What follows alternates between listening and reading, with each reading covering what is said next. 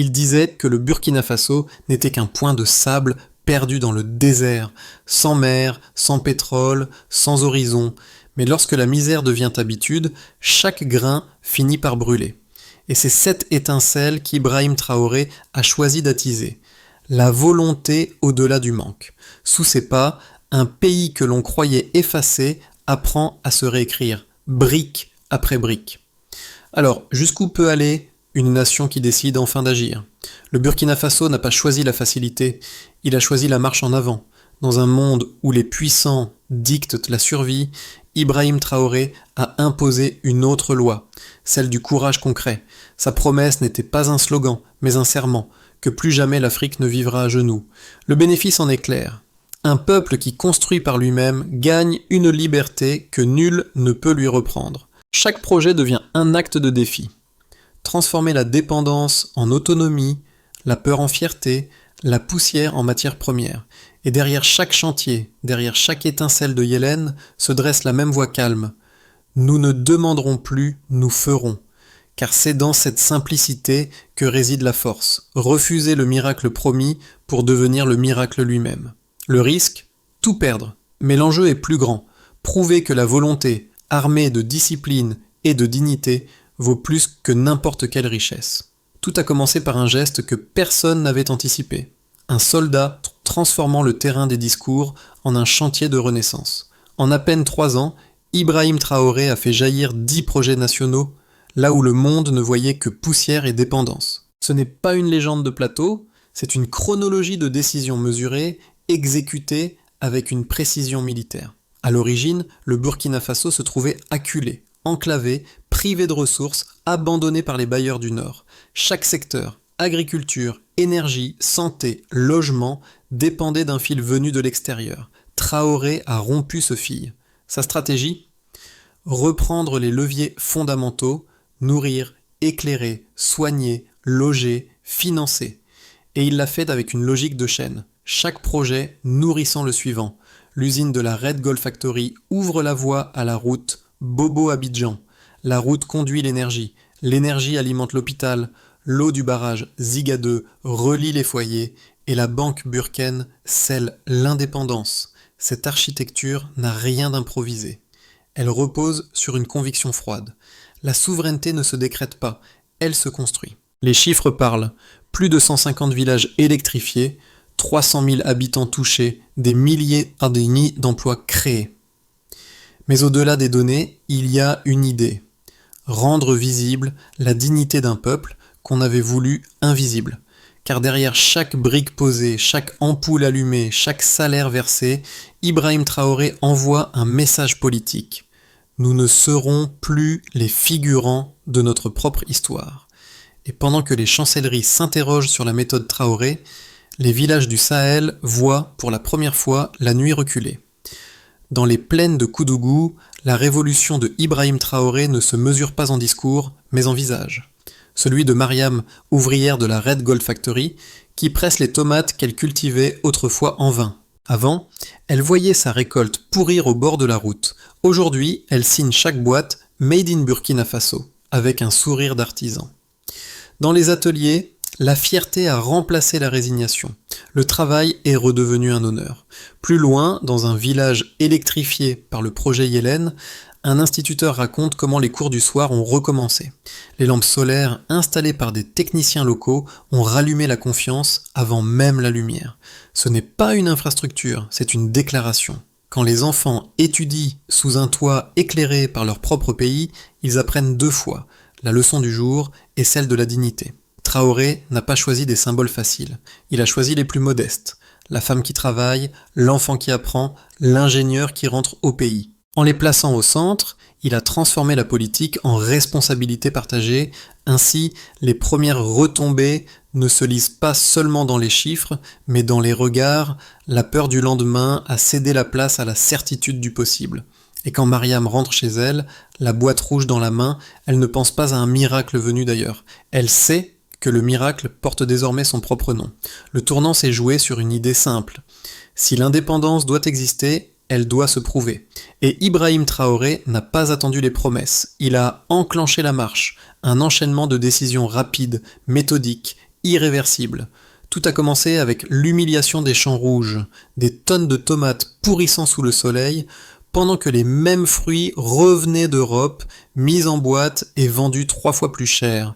Traoré y a vu la métaphore d'une Afrique dépouillée de sa valeur. La réponse fut l'usine de la Red Gold Factory. 8 millions de dollars, mais un coup de tonnerre symbolique.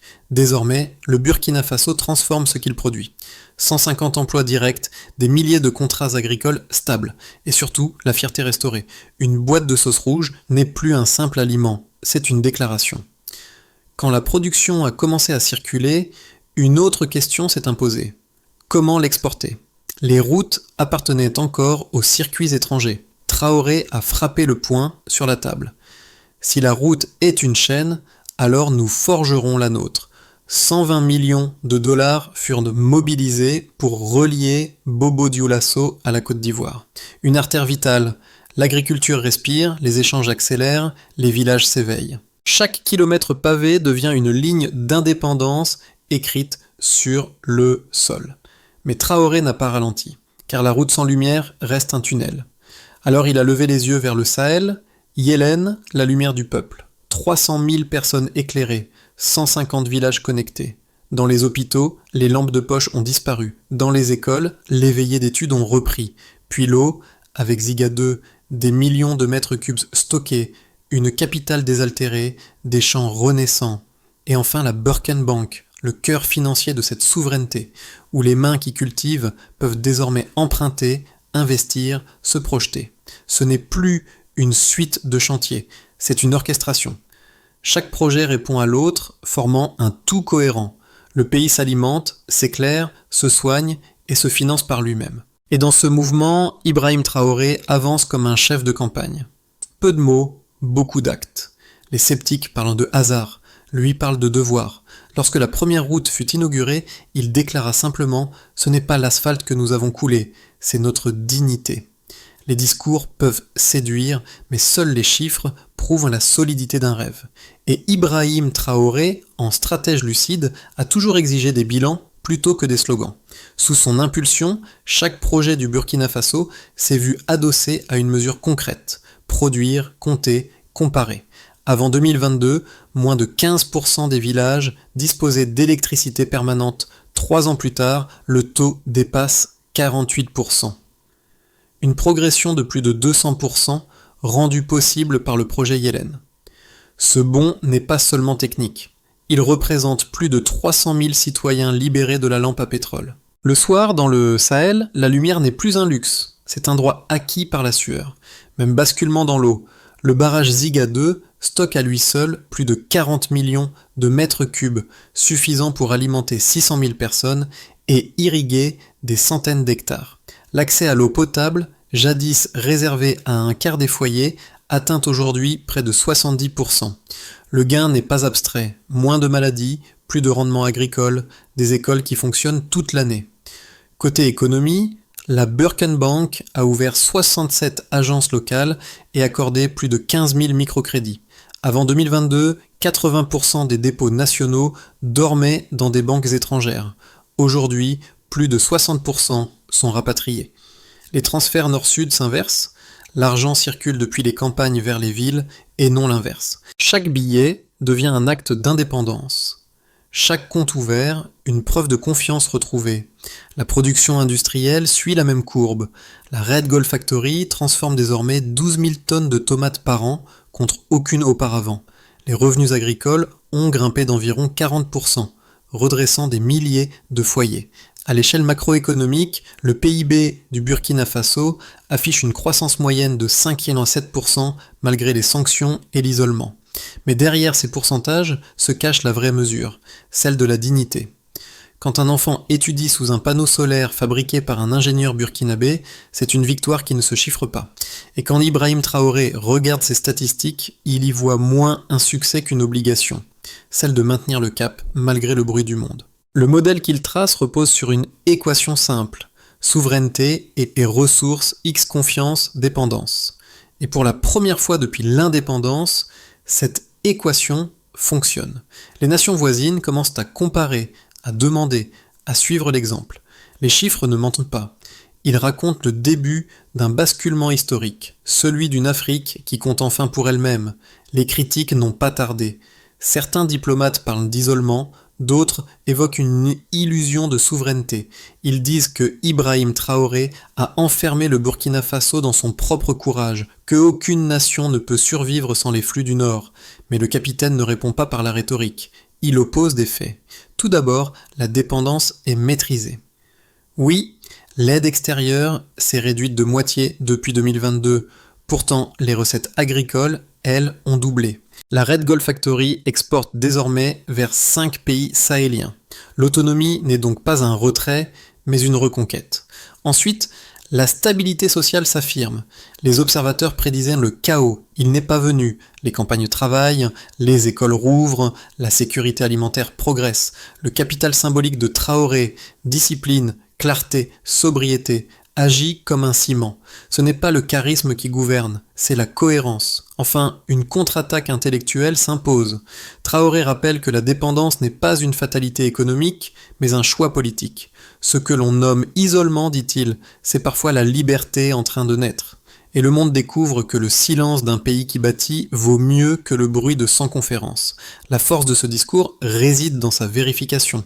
Chaque chantier terminé contredit un doute. La route prouve la connexion, la banque prouve la confiance, la lumière prouve la vie. Et lorsque l'on accuse le Burkina Faso de s'écarter du modèle global, Traoré répond simplement « Nous ne nous écartons pas, nous traçons ». Entre réalisme et défi, il établit un nouveau terrain de vérité, celui où la souveraineté cesse d'être une idée et devient une méthode. Ce basculement marque un tournant, passer de la construction d'infrastructures à la formation d'un esprit collectif. Les écoles deviennent des laboratoires de civisme, les médias publics des espaces de débat et l'armée elle-même un acteur de développement. Le pouvoir cesse d'être vertical pour devenir contagieux. Chaque citoyen est appelé à tenir sa part de la souveraineté. Dans les couloirs de Ouagadougou, certains parlent de « république de la volonté », un terme qui aurait semblé utopique hier mais qui s'incarne aujourd'hui dans des gestes quotidiens. Payer ses impôts, entretenir sa rue, enseigner à ses enfants l'histoire du pays sans complexe. Traoré n'impose pas la foi patriotique, il la réveille.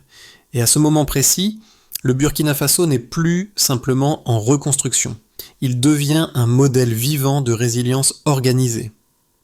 Les projets d'Ibrahim Traoré ont cessé d'être des symboles. Ils sont devenus des structures vivantes qui redessinent la carte sociale du Burkina Faso. Le monde rural, autrefois dominé par la dépendance alimentaire, produit désormais pour lui-même et pour ses voisins.